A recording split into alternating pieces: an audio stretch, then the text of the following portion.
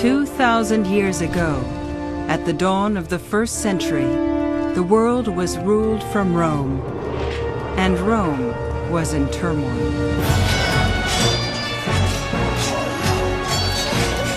Civil war had engulfed the empire's capital city.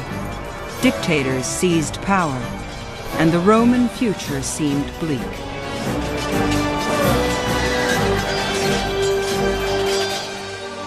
But from the chaos, the Roman Empire would rise stronger and more dazzling than ever before. Within a few short years, it would stretch from Britain across Europe to southern Egypt, from North Africa around the Mediterranean to the Middle East. It would embrace hundreds of languages and religions, and would till those diverse cultures into a rich soil from which Western civilization would grow. Rome would become the world's first and most enduring superpower, spanning continents and epochs. The glory days of Rome were studded with names that reach out to us across 2 millennia: Ovid and Nero, Seneca and Caligula. But the story of Rome is more than the story of famous men, and millions of less familiar figures struck different chords in the symphony of empire. People such as the wealthy benefactor, Eumachia, the rebel queen, Boudica, and countless uncelebrated soldiers and slaves, senators and peasants. And above them all, this man, Caesar Augustus. This was the emperor who set the tone for the astonishing resonance of Rome. This series tells the story of Augustus and his people, the men and women who wrested order from chaos, shaped the greatest empire the world had ever seen, and launched the Roman Empire in the 1st century.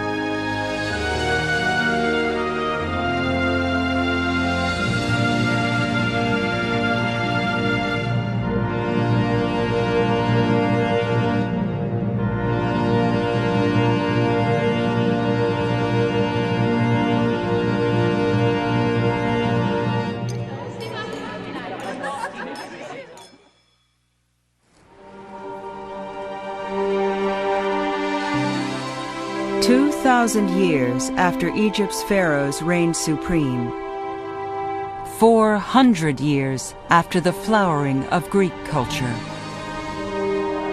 300 years after Alexander the Great, a boy named Octavian was born in a small Italian town. The child would one day be called Augustus, and his birth, one ancient historian tells us, would be gilded by legend. His father, leading an army through distant lands, went to a sacred grove, seeking prophecy on the boy's future. When wine was poured on the altar, flames shot up to heaven, a sign seen only once before by Alexander the Great. The priest declared that Augustus would be ruler of the world.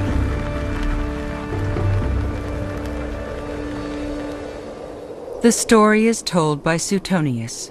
Writing at the turn of the 1st century, he based his biography on eyewitness accounts, on common gossip, and on research conducted as imperial librarian. In truth, he writes, the prospects of young Augustus were far from grand. The boy was sickly, with few connections. His family were country people. His father, the first in their line to join the Senate. But worse, Augustus was born into dangerous times. Civil war had flared for decades. Feuding nobles, many controlling large armies, fought to gain power for themselves. And Rome's traditions of open government were often trampled underfoot. So too were innocent bystanders.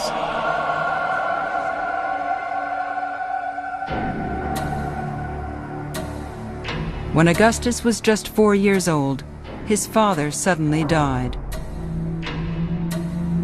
Without a male mentor, the boy's future looked bleak. But in 49 BC, when he was 13, Augustus's fortune took a dramatic turn.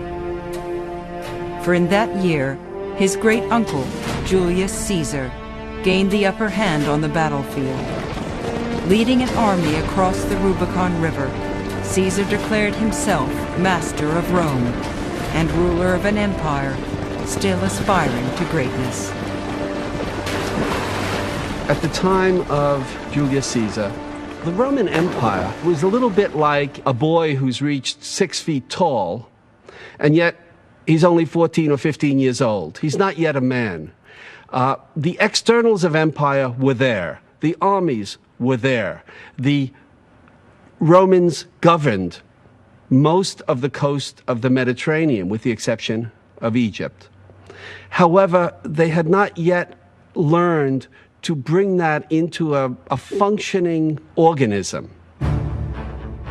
The past decades of internal fighting had weakened the empire. Northern tribes harried the borders. Enemies were confronting Rome in the east, and the province of Spain threatened to break free. Julius Caesar moved quickly to bolster the frontiers and his own legacy. Caesar had no heir, so when Augustus completed a dangerous mission, Caesar adopted the teenager in his will. Augustus realized here was a tremendous opportunity. Mind you, he had no military training, but he was the heir of the greatest political figure that was on the Roman sky literally at that time, and he cashed in on it. It was a heady opportunity for Augustus, but also a perilous challenge. For in 44 BC, foreigners were not the only threat to stability. There were enemies within Caesar's small circle of advisors.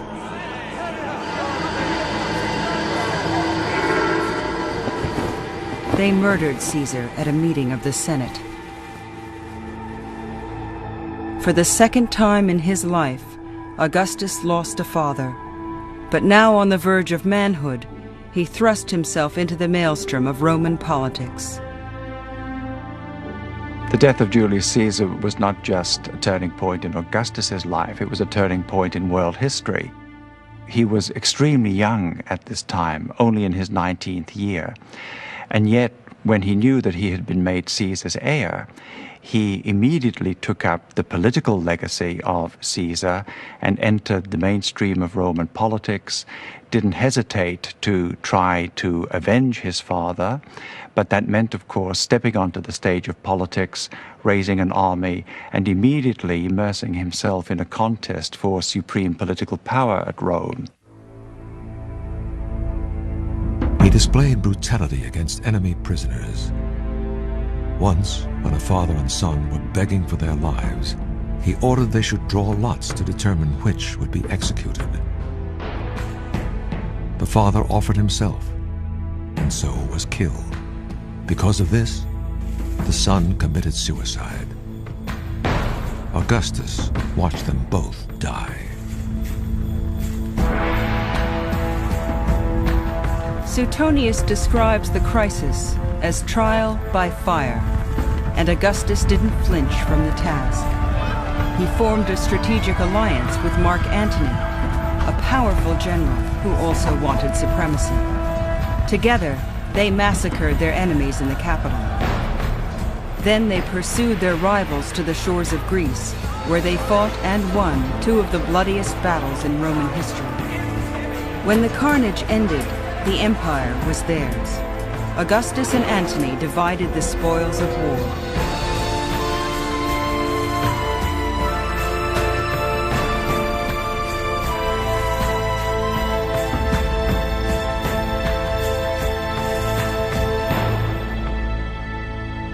Augustus remained in Rome, but Antony took control of Egypt, a land not formally joined to Rome, but firmly under the empire's command.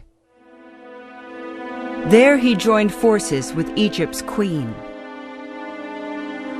Ancient historians, like Cassius Dio, believed that was a fateful move. When Antony fell deeply in love with his new ally, many feared the ambitious queen was scheming to rule Rome herself. Her name was Cleopatra.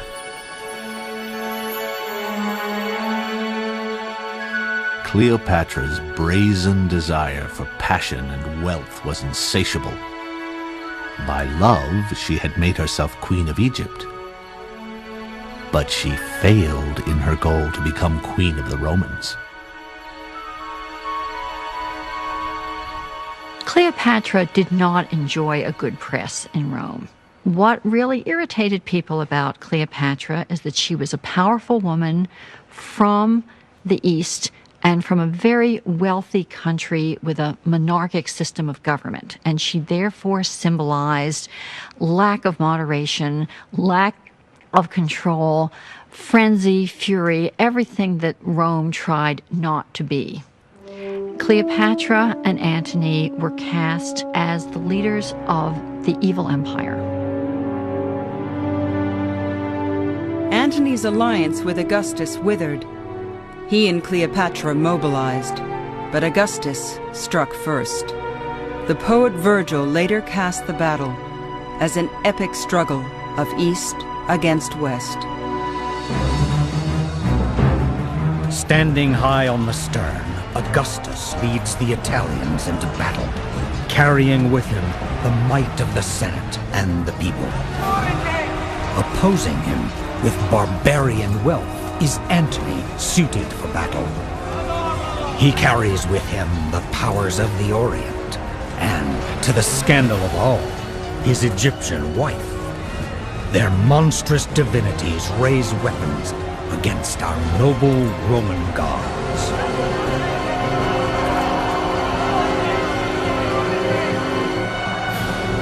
Three-quarters of the Egyptian fleet was destroyed.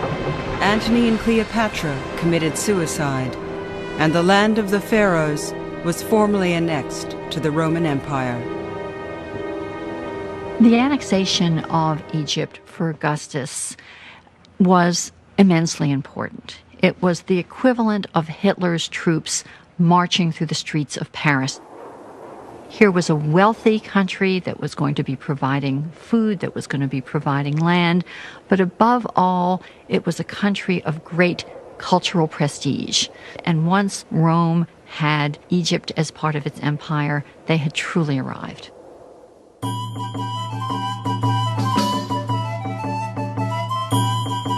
There is nothing that men can wish from the gods, nothing the gods can do for men which Augustus, when he returned to the city, did not do for the Republic, the Roman people, and the entire world.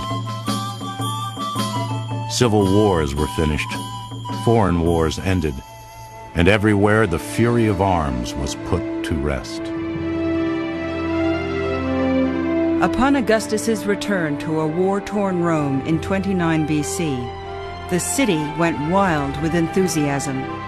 The triumphant general vowed to restore peace and security. It was a promise he would keep. The victory of Augustus launched a period of stunning cultural vitality, of religious renewal, and of economic well-being that spread throughout the empire. It would be called the Pax Romana, the Peace of Rome. And to many, it marked the return of Rome's mythic and glorious past. But Augustus himself would never return to the past. He was now a hardened 32-year-old man, the sole ruler of the Greco-Roman world, Rome's first emperor. Victory had been costly, but the greatest challenge still lay ahead. For to avoid the fate of Julius Caesar, Augustus must disarm the Senate and charm the masses. He must do better than win the war. He must win the peace. That challenge would occupy the rest of his life.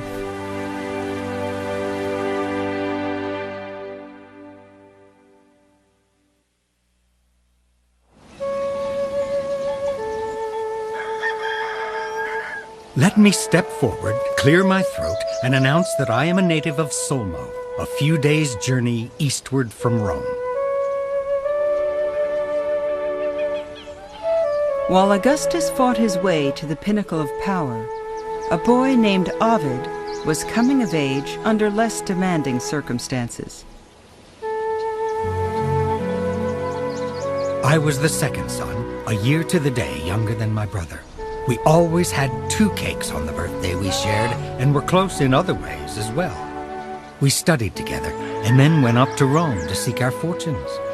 I used to waste my time trying to write verses. Our father called it waste. He disapproved of any pursuit where you couldn't earn a decent living, and always used to say, Homer died poor.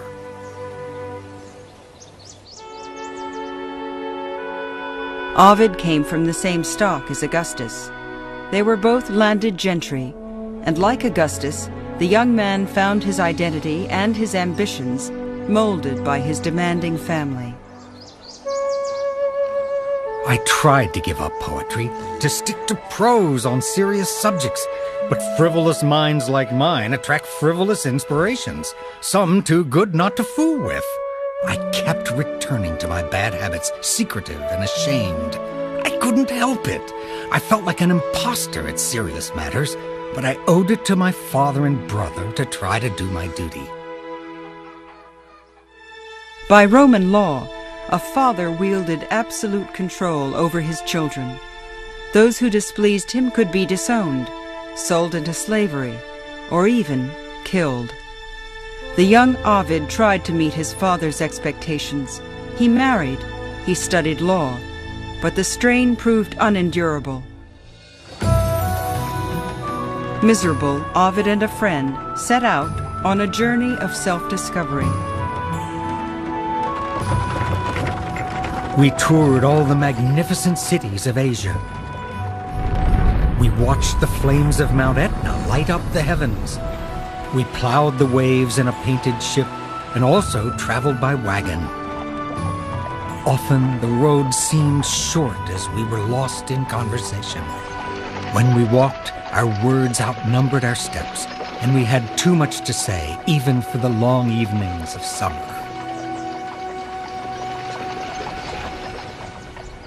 "18 months later, Ovid settled in Rome, older and more self-confident than before. He resolved to become a poet. He cultivated new friends in Roman literary circles, and soon Ovid made a name for himself as Rome's reigning poet of stolen kisses. So your husband is coming to this dinner party. I hope he gags on his food. Listen, and learn what you must do. When he settles on his couch to eat, go to him with a straight face. Look modest and lie back beside him, but secretly touch me with your foot. Don't let him drape his arms around your neck. Don't rest your gentle head against his chest.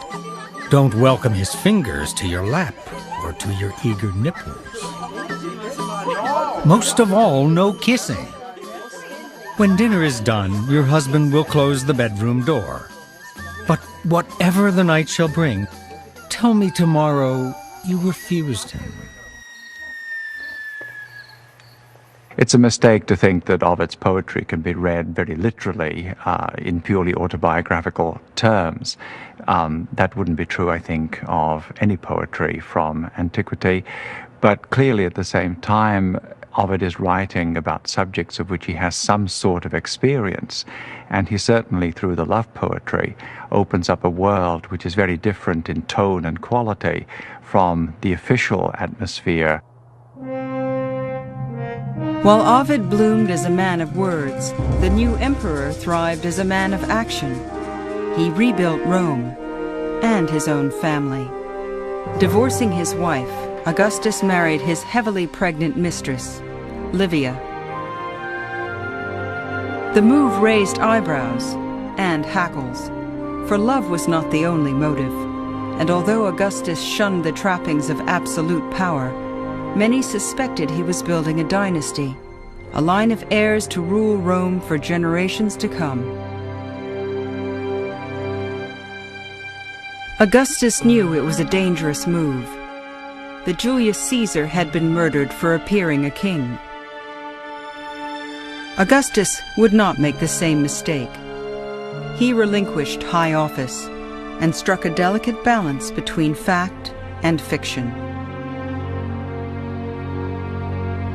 Having by universal consent acquired control of all affairs, I transferred government to the Senate and the people of Rome. Augustus was a very cagey political leader because he pretended to be restoring all of these Republican political traditions, and in fact, what he was running was a full-fledged dynastic monarchy. Augustus conquered Cantabria, Aquitania, Pannonia, Dalmatia, and all of Illyricum, as well as Rhaetia. Augustus not only changed the empire, he expanded it. Egypt had been added early in his career. Soon, northern Spain was joined. Augustus drove across Europe, into Germany, and he united East and West by adding modern Hungary, Austria, the Balkans, and central Turkey.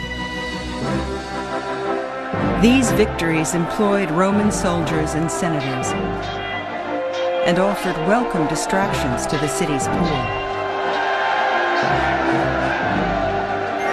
When Augustus wasn't staging chariot races or gladiator shows, he displayed exotic animals, the quarry of Rome's far-flung empire. A rhinoceros appeared in the arena, Asian tigers in the theater, a giant serpent in the forum. One key constituency for Augustus was the plebeian population of Rome. That is basically the city mob. You have several 100,000 folks here who have no jobs, and to put it very simply, who need to be kept off the streets and be kept from making trouble, because it's a very volatile and combustible mix there. The volatile mix that made up Rome stayed quiet for the first 4 years of Augustus's rule. Then, in 23 BC, events took a critical turn. Cassius Dio writes that a series of disasters convinced the people that Augustus needed not less power, but more. The city was flooded by the overflowing river, and many things were struck by lightning. Then a plague passed through Italy, and no one could work the land. The Romans thought these misfortunes were caused because Augustus had relinquished his office. They wished to appoint him dictator. A mob barricaded the Senate inside its building and, threatening to burn them alive, forced the Senate to vote Augustus absolute ruler. The demands threatened to unsettle the emperor's precarious political balance. Augustus fell to his knees before the rioters. He tore his toga and beat his chest. He promised the mob that he would personally take control of the grain supply, but Augustus refused to be called a dictator. The crowd disbanded, but the lesson was clear. Augustus was riding a tiger. To keep order on the frontiers, the streets, and the Senate was a superhuman task, and superhuman skills were needed.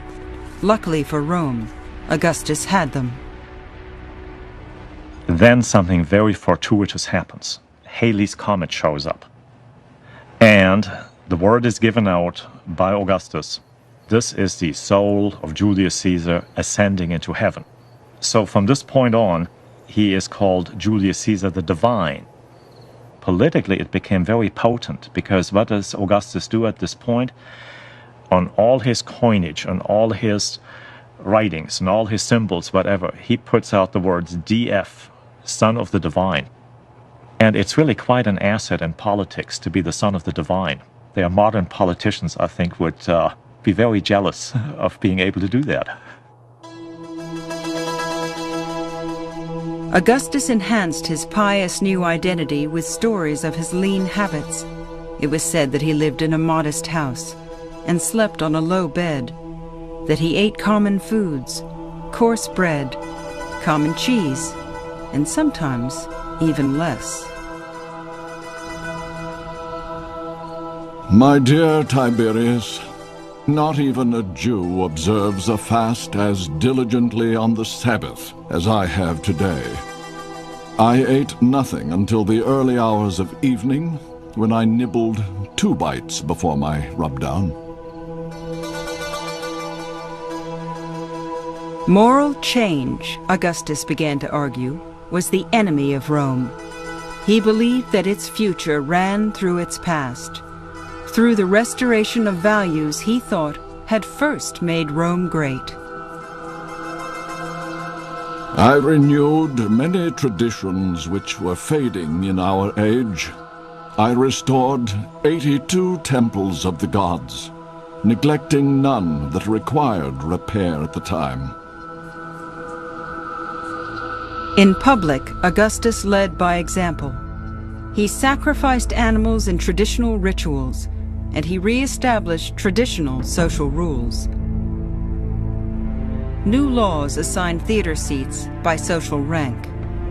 Women were confined to the back rows. Adultery was outlawed. Marriage and children encouraged. To many, Roman society had recovered its true course. The son of a god was building an empire for the ages. Who can find words to adequately describe the advancements of these years? Authority has been returned to the government, majesty to the Senate, and influence to the courts. Protests in the theater have been stopped. Integrity is honored. Depravity is punished.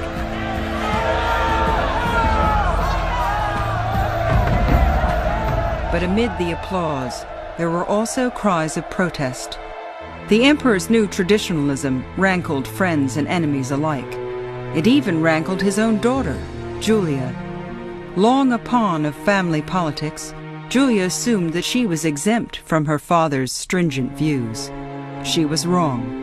And in the coming years, Augustus, the son of a god, would have to confront Augustus, the father.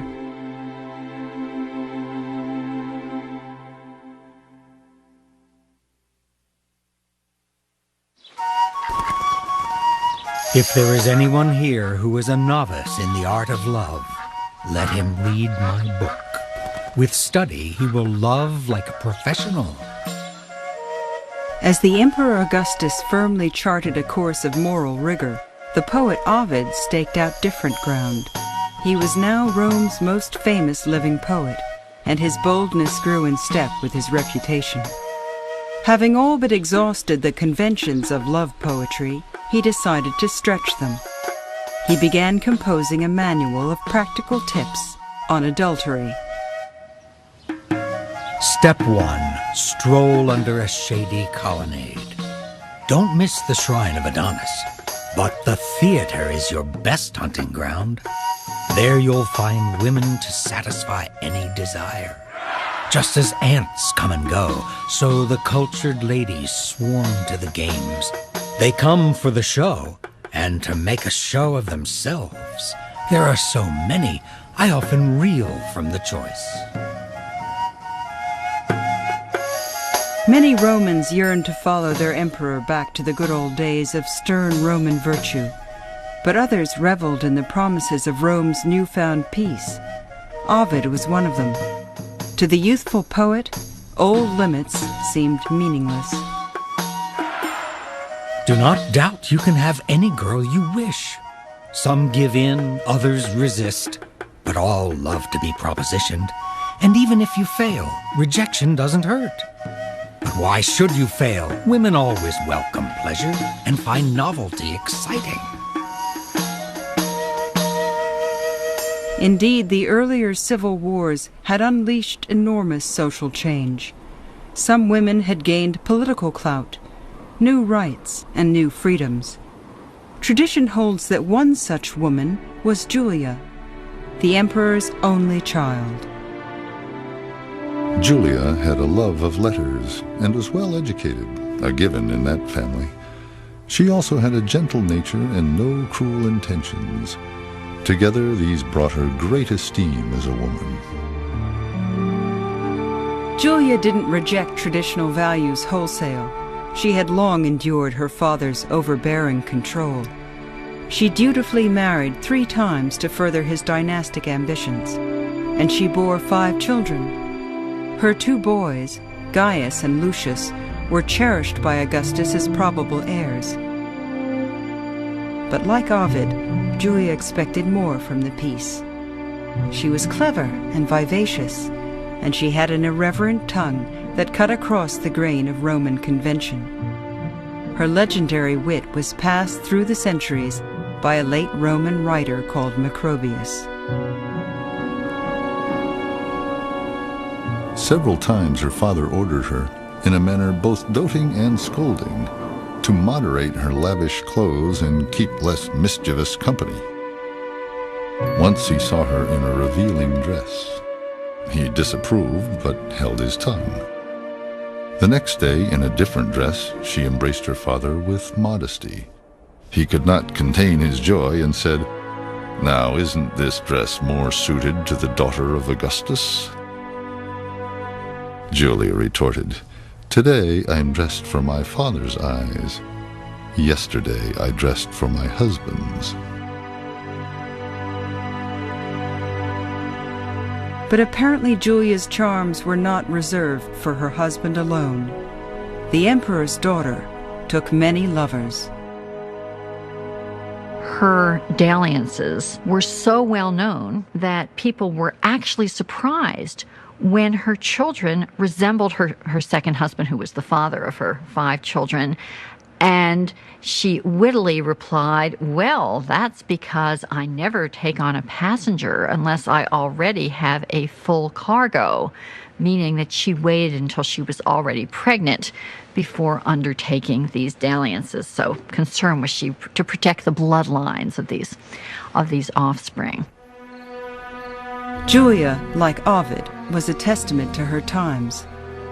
But neither of them were average Romans. The life they represented shocked traditional society to the core, and as Julia entered her 38th year, crisis loomed. In that year, a scandal broke out in the emperor's own home.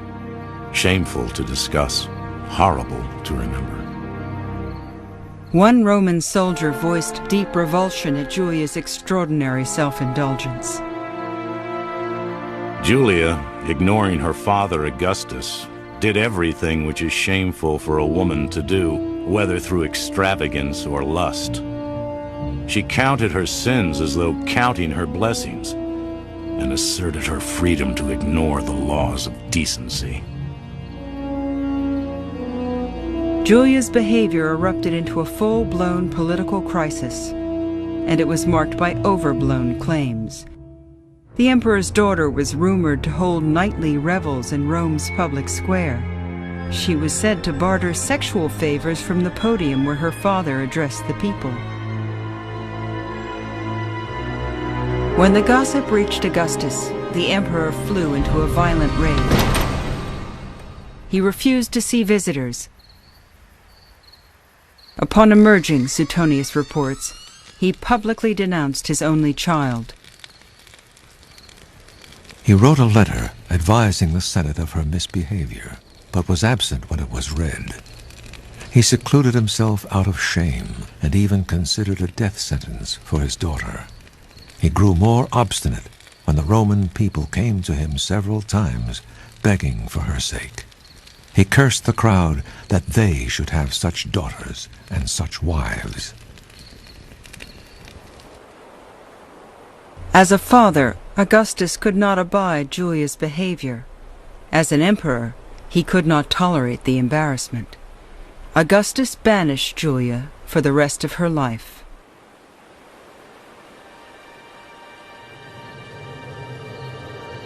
I was going to pass over the ways a clever girl might elude a husband or watchful guard. But since you need help, here's my advice. Soon after Julia's exile, Ovid released his salacious poem. It couldn't have been more poorly timed. Of course, a guard stands in your way, but you can still write. Compose love letters while alone in the bathroom and send them out with an accomplice. She can hide them next to her warm flesh, under her dress, or bound beneath her foot. Should your guard get wind of these schemes, she can offer her skin for paper and carry out notes written on her body. Ovid's poetry extolled behavior for which the emperor's daughter was banished, and her fate loomed large as a warning.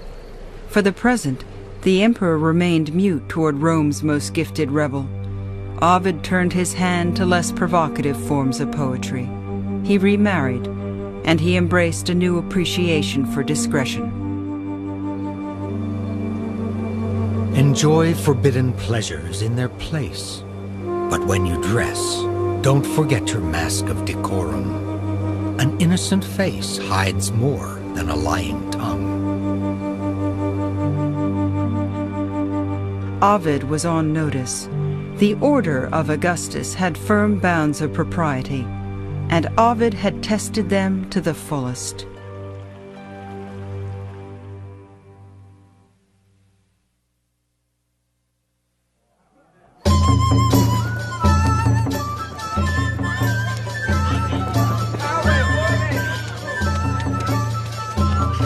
Now consider the dangers of night. Tiles fall from the rooftop and crack you on the head. And the drunken hooligan, spoiling for a fight, cannot rest without a brawl. What can you do when a raving madman confronts you? Or tenants throw their broken pots out the window? You're courting disaster if you go to dinner before writing your will. At the turn of the 1st century, the poet Juvenal was writing verses that exposed much of Rome to scorn. He was acerbic and had a keen eye for the gritty realities of urban life. Our apartment block is a tottering ruin. The building manager props it up with slender poles and plasters over the gaping cracks. Then he bids us sleep safe and sound in his wretched death trap. I don't think our notion of Rome bears much relation to the Rome of everyday life, because what is left today are the big public buildings, not the squalid hovels, without plumbing and without any kind of sanitary conditions that ordinary people lived in. That's precisely the reason members of the elite preferred to withdraw up onto the hills and have their villas up on the hills, a little bit away from the noise and away from the stench and away from that incredible horde of people pressing close together.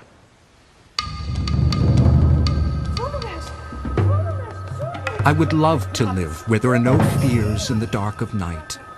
Even now I smell fire and hear a neighbor cry out for water as he struggles to save his measly belongings. Smoke pours out from the 3rd story as flames move upwards.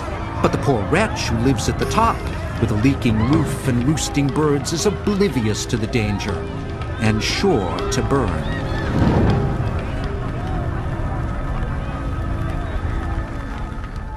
In the year 4 in the imperial palace, the Emperor Augustus also lost sleep, but not from fear of fire. Now an old man of 66, Augustus had lost much of his youthful vigor. His vision had faded in his left eye. His teeth were few, widely spaced, and worn down. His hair wispy and yellowed. His skin was irritated by scratching and vehement scraping, so that he had chronic rough spots resembling ringworm.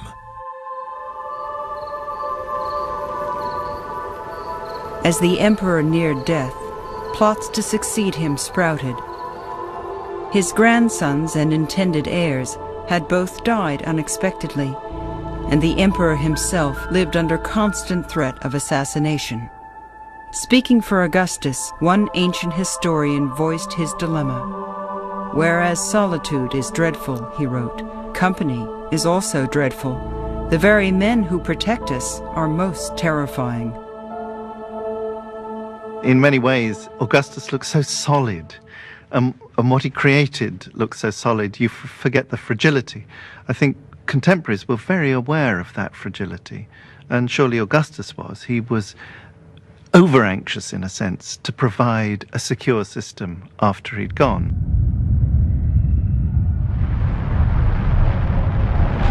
At this time, there were unusually strong earthquakes. The Tiber pulled down the bridge and flooded the city for 7 days. There was a partial eclipse of the sun, and famine developed. Ancient historians report that natural disasters predicted political ones, and indeed, the emperor's difficulties seemed to be mounting fast. In the year 6, soldiers, the backbone of the empire, refused to re-enlist without a pay raise. New funds had to be found. Then, fire swept parts of the capital. A reluctant Augustus turned to taxation. It was a dangerous tactic, and the emperor knew it. Fearing a coup, Augustus dispersed potential enemies. He recessed the courts and disbanded the Senate. He even dismissed his own retinue. Still, Rome remained on edge. The mob, distressed by the famine and the taxes after the fire, were unsettled.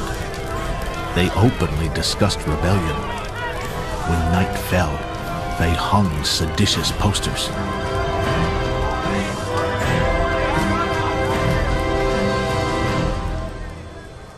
The crisis passed, but soon a new and even greater disaster battered the aging Augustus. It began in Germany, a land of fiercely independent tribes, and to the Roman eye, rugged barbarism. The region had been recently conquered, and Roman customs were taking root, or so they thought. The barbarians had not forgotten their ancient traditions, their free way of life, or the power of arms. But, as long as they were assimilated slowly, they did not realize they were changing and did not resist Roman influence. That peaceful evolution stopped, however, in the year 9, the year an arrogant young general called Quintilius Varus became commander of the Rhine army and brought an iron fist to the province. He forced more drastic change on the barbarians, and among other things, he dealt with them as if they were slaves of the Romans, and exacted money as if they were his subjects. Varus disastrously miscalculated the extent of Roman control and misjudged German compliance. A trusted German chieftain organized a full-scale revolt and lured Varus's troops into a trap, deep in unfamiliar terrain.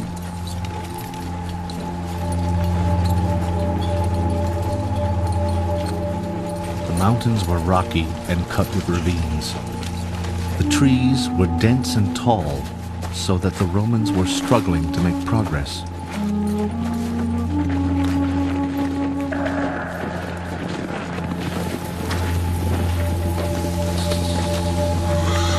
Rain began to fall in sheets, and a heavy wind scattered their numbers.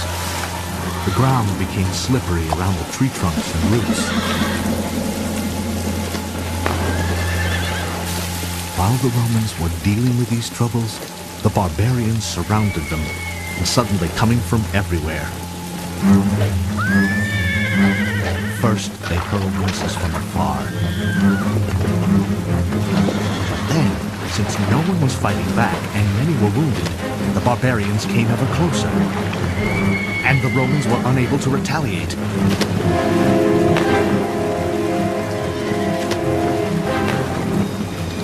They kept crashing into each other in the trees. They could not grip their arrows or javelins. The rain forced the weapons from their hands. Even their sodden shields were useless.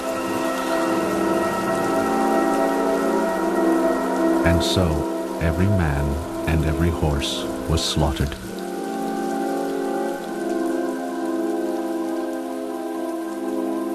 Three legions were massacred, a tenth of Rome's army. Augustus, his biographer reports, was traumatized. They say he was so disturbed that for several months he let his hair and beard grow, and would sometimes bash his head on doors and cry out, "Quintilius Varus, give me back my legions."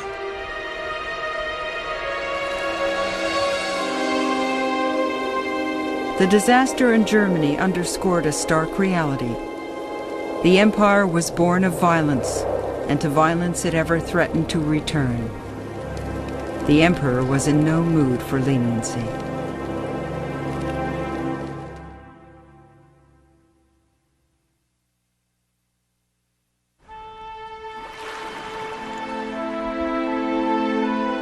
Believe me, love's climax of pleasure should not be rushed, but savored.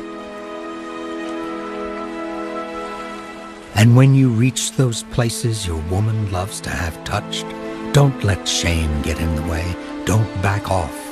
You'll see her eyes shine with a trembling light, as when the sun glitters on rippling water. She'll moan and murmur sweet words just right for the game. But don't outpace your mistress, or let her leave you in the dust. Rush to the finish line in unison. When man and woman collapse together, they both win. That's the greatest prize. Ovid's sizzling words gripped Rome when they were first published, but a decade later they would return to haunt him. For the patience of the Emperor Augustus had reached its lowest point. Beleaguered, he saw plots in every corner, anarchy in every act of disobedience. Blaming the subversive book, Augustus banished Ovid from Rome.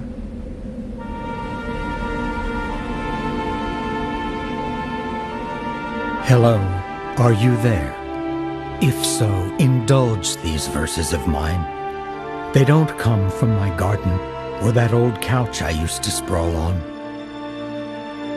Whoever you are, and in whatever parlor, bedroom, or study, I have been writing on decks, propped up against bulkheads. The poet was sent to an untamed backwater at the edges of the empire on the shores of the Black Sea. For Ovid, the ultimate urban sophisticate, no punishment could have been harsher.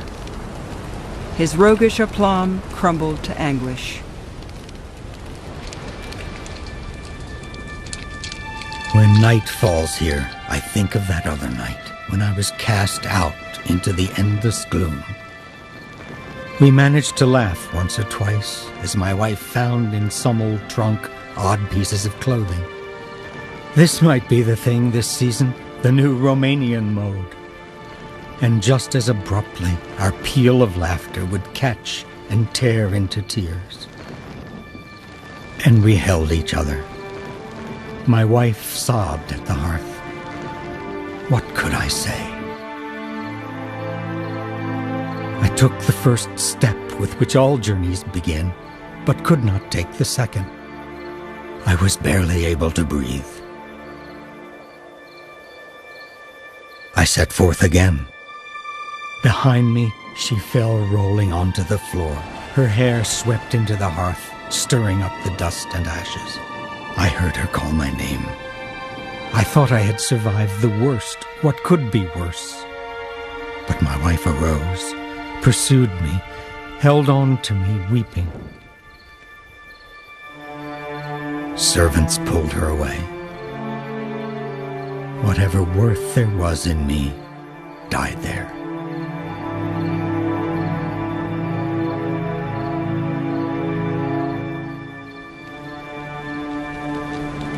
Ovid was sure his talents would bring him home. He wrote constantly, and as he waited, he sought refuge in a remote frontier town. When the temperatures dropped, Ovid wrote, wine froze in its vessels, the river in its banks. Across the ice thundered hostile horsemen, plundering and killing. It was a brutal life Ovid wrote home from exile, a side of the empire that few Romans ever saw. Beyond these rickety walls, there's no safety. And inside, it's hardly better. Barbarians live in most of the houses. Even if you're not afraid of them, you'll despise their long hair and clothes made of animal skins. They all do business in their common language. I have to communicate with gestures. I am understood by no one, and the stupid peasants insult my Latin words. They heckle me to my face and mock my exile. Writing for this audience, Ovid complained, was like dancing in the dark. As the years passed, Ovid shriveled into a bony old man. He fell ill. Contrition replaced his former bravado. Oh, I repent, I repent. If anyone as wretched as I can be believed, I do repent. I am tortured by my deed. Ovid, however, never got an answer to his pleas, and would never get a reprieve. As he approached death, he became sadly resigned to his fate. Look at me. I yearn for my country, my home, and for you. I've lost everything that I once had. But I still have my talent. Emperors have no jurisdiction over that. My fame will survive, even after I am gone. And as long as Rome dominates the world, I will be read. 9 years into his exile, Ovid died. He outlived Augustus, but he had bent to the emperor's will. At the start of the emperor's public life, Augustus had won the wars engulfing Rome. By the end, he had won the peace, and men like Ovid paid the price. In the years ahead, when lesser men would rule Rome, that price would rise higher still.